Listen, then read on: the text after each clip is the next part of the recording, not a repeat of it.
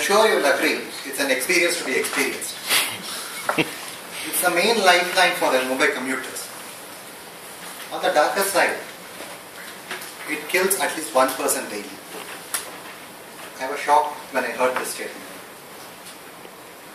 Please note, the people didn't stand on the tracks to commit suicide. They were on their work, the daily routine they were doing, when they happened to cross the railway track, when they were hit upon by the train.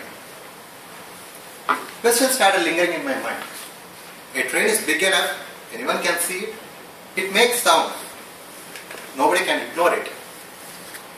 The people were neither deaf nor blind. Then how did they meet the deadly death? Good afternoon, fellow Toastmasters and guests.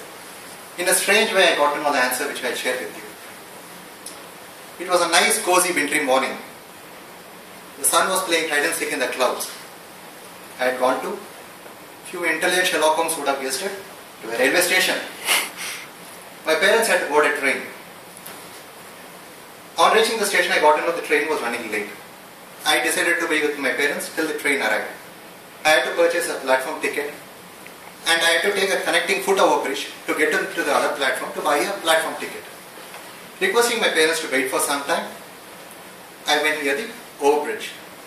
As I was going near to the overbridge, few daily laborers crossed my path. They were carrying their daily work equipments. They went to the edge of the platform, got down on the track, crossed the track, got onto the other platform instead of using the overbridge. I looked like an idiot who had to take an overbridge, whereas a shortcut was available.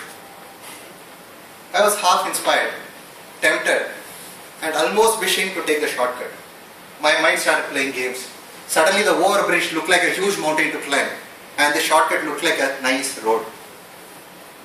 When I was thinking whether to take the shortcut or not, corner of my eye caught an old lady and an young boy take the same shortcut with utmost ease. That was sufficient to give me the push to take the shortcut instead of the huge mountain. I went to the corner of the platform. I saw there were 3 tracks to cross. I got down to the first track and I saw across the platform a police standing with a baton, giving me a stern look. I just looked at the police. Eyes met. And through eye language, leniency, permission.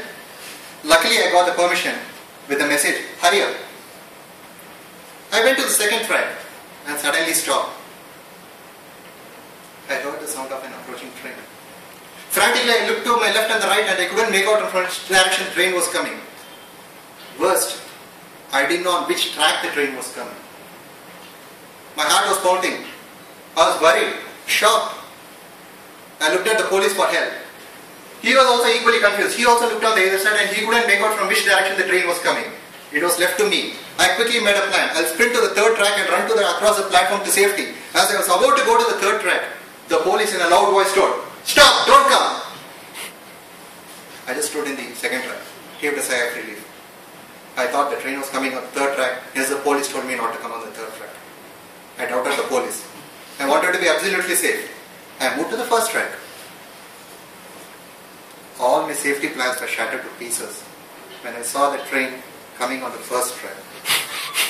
The very track where I was standing. It was hurtling towards me at full speed. It was becoming bigger, louder and swifter. I was deep rooted to the ground. The world stopped for me. Miracles do happen. Suddenly from somewhere I got the energy to clamber upon the platform to safety and just miss the train by a whisker. The train just whisked past me, taka, taka, taka, taka.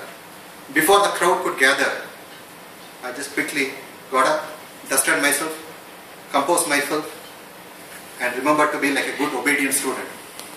Follow the rules. Now I remembered to follow the rule of taking the overbridge. Quickly I went to the overbridge. As I was crossing the overbridge, thought came to my mind. Messing up with rules has fatal results. Messing up with rules has fatal results. They were not fools, the ones who formed the rules. As I proceeded over the overbridge and I was getting down, I saw a few angry eyes giving a piercing look at me. and among them was the policeman. Standing next to him was the station master. He gave a glaring look at me. What the hell were you doing? Show me your ticket, the platform or the travel ticket. I put down my head.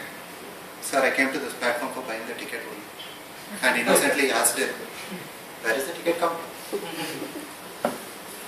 The station master lost his cool. He gave me heaps of advice and let me off with a stern warning. And he pointed me in the direction of the ticket counter. As I was going towards the ticket counter, I reflected upon the incident, what had happened. Few moments of my laziness could have caused immense headache to the officials. A moment of folly would have caused distress to my parents and my family. Shortcut would have cut short my life. I was lucky to see the next moment. Life gave me a breath. Fellow Toastmasters, on that day I got to know what could have happened to the victims who were standing on the railway track when they saw the train arriving. When I saw the train arriving, fear and shock took over me and my mind went blank. When mind goes blank, no ideas crop up. I had a narrow escape, but the victims couldn't. What do you guys must do?